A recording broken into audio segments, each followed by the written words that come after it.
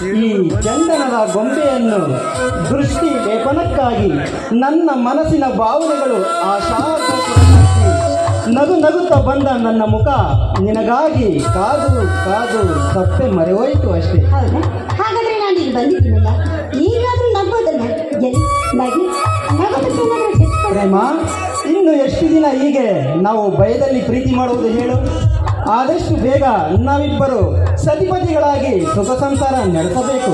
ನೋಡಿ, ಈ ವಿಚಾರವನ್ನ ಕೇಳಬೇಕಾಗಿರೋಳು ನಾನು. ಹೀಗಿರ್ಬೇಕಾದ್ರೆ ನೀವೇ ಮದುವೆ ಮಾಡ್ಕೊಳ್ಳೋದಕ್ಕೆ ಇಷ್ಟೊಂದು ಕಾತುರದಿಂದ ಇದ್ದೀರಲ್ಲ.